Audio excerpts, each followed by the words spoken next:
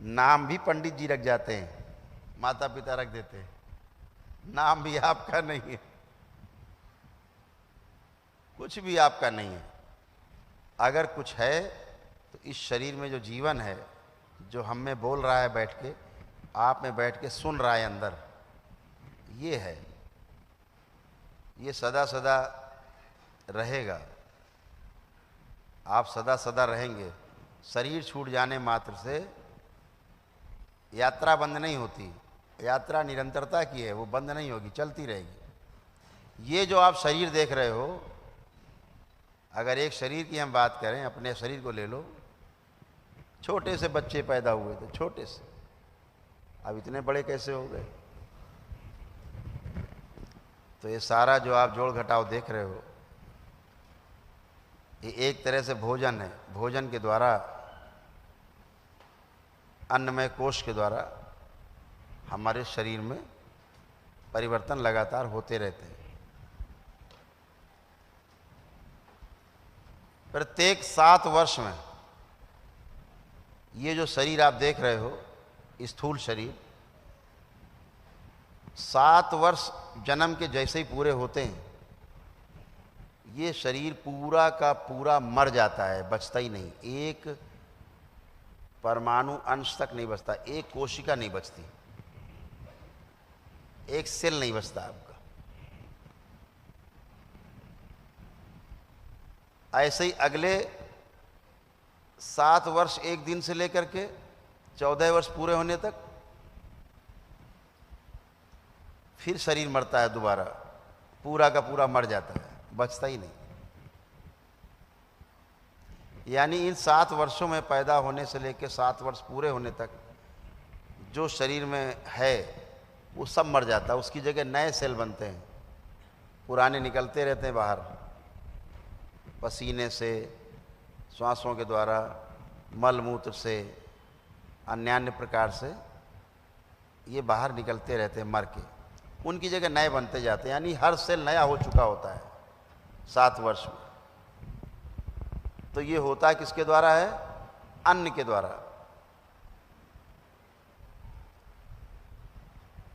ये जो हो रही है प्रक्रिया,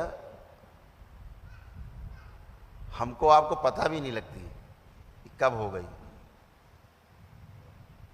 इनमें जो प्रक्रिया को तेज करती है कोई चीज,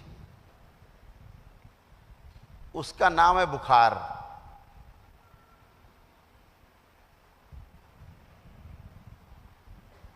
सेल जो डिस्ट्रॉय हो गए हैं, मर गए हैं,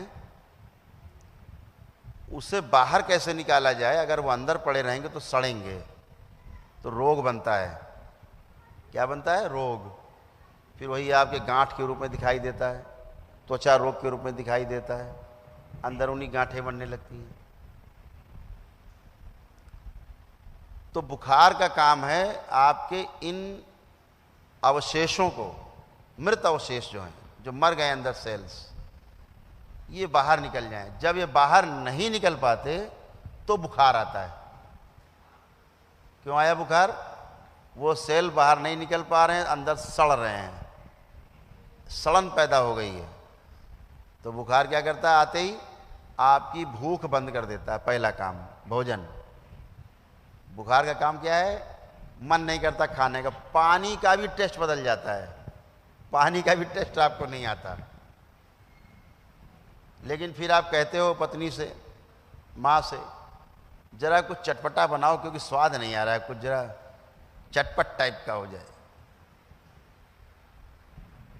जी मचल रहा है कुछ खाने को, अंदर डिमांड नहीं हो रही है, भूख नहीं है, लेकिन जीभ लपलपा रही है, केवल लपर लपर कर रही, जी कुछ खाने को चटपट हो जाए। रोज आदत पड़ी है।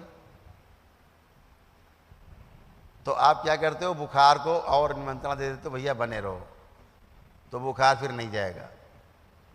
क्योंकि जो एनर्जी शरीर की आपकी बुखार के रूप में शुद्धि के लिए आई है, अंदर जला के भस्म करने के लिए आई है, मारने के लिए आई है गंदगी को, उस एनर्जी को आप दूसरा काम देते हो, भोजन दिया, अब वो एनर्जी उसको पचाने में लग जाएगी। वो शुद्धि के लिए, मान लीजिए आपका आश्रम है, 100 कर्मचारी बुलाए जाएं, भैया आश्रम की सफाई करनी है, ठीक है। अब उन्हें आश्रम की सफाई करने के लिए बुलाए गए और उनसे कहो भैया एक काम करो, सब लोग जरा बाहर चलो हमारे साथ और जरा खेलेंगे। अब खेलते रहो दिन भर, सफाई कौन करेगा? तो ऐसे ही आप खेलते हो कि आप फिर खाते हो कुछ ना कुछ। जानवर को आप देखिए, उसको बुखार आए और आप उसकी सबसे पसंदीदा चीज दो, वो मुंह घुमा लेगा, नहीं खाएगा। क्यों नहीं खा रहा है? वो शरीर के रूप में जी रहा है, उसके पास जितनी सूचना है उसकी शरीर के लिए काफ़ी है, और चूंकि उसके अंदर कल्पनाशीलता नहीं है, कर्म स्वतंत्रता नहीं है, वो कर्म स्वतंत्रता ना होने के कारण, कल्पनाशीलता ना होने के कारण वो मौज में नहीं आ पा रहा है कि ऐसा आनंद आएगा, खा के बड़ा मजा आएगा, जरा हल्दीराम वाली भुजिया लाओ, अंदर अंदर चल रहा है हल्दीराम की भुजिया लाओ जरा कड़ू वाली, कड़वी। ये कल्पना जानवर के अंदर नहीं, बेचारे के अंदर। वो तो सामने जब उसको चीज दिख जाती है तब उसको लगता है अरे यार वाह वाह मजा आ गया, खाओ, तो उसमें रस लेता है। क्योंकि आहार, निद्रा, भय और प्रजनन ये हर इकाई में है। लेकिन जो कल्पनाशीलता है वो इससे ऊपर की बात है। वो इंद्रियों के द्वारा होता है, वो मनुष्य शरीर में है, ज्ञान इंद्रियों के द्वारा आपके होता है, कर्मेंद्रियों के द्वारा आपके होता है, मन के द्वारा आपके होता है। तो ये वो एक अलग अलग व्यवस्था है। तो क्या करता है बुखार, इसको समझ लेना है आपको, तो आपको सुख मिलेगा, क्योंकि अब आप शरीर को देख पाओगे। तो बुखार का काम क्या है? आपके शरीर का ताप, टेम्परेचर बढ़ा देता है। क्यों बढ़ाया टेम्परेचर? क्योंकि जो अंदर जो बैक्टीरिया है वो आपके शरीर के तापमान में रहने का आदी है।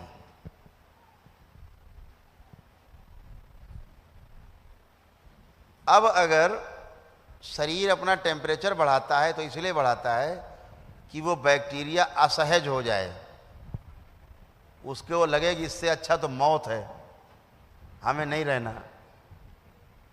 संकल्प इसी को बोलते हैं, हमें भैया नहीं रहना, कहाँ फंस गए, है ना। तो क्या होता है क्रिया, इतना बुखार बढ़ जाता है कि उसी में वो बैक्टीरिया मर जाता है, बर्दाश्त नहीं कर पाता, उस टेम्परेचर को बर्दाश्त नहीं कर पाता शरीर के, जिसमें वो रहने का आदी नहीं है। तो बुखार में इसीलिए गंदगी मर जाती है। एक काम शरीर के रूप में होता है। बुखार का जीवन के रूप में उपयोग देखें तो आप बुखार में जितना ज़्यादा आत्म केंद्रित होते हैं उतना कभी नहीं होते। इतना बढ़िया ध्यान आपका लगेगा बुखार में,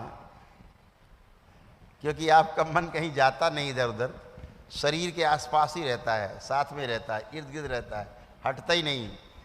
बड़े कष्ट में है, जितने कष्ट में आप हैं, प्रभु एक मौका देता है आपको ध्यान का, आप गहन ध्यान में जा सकते हो।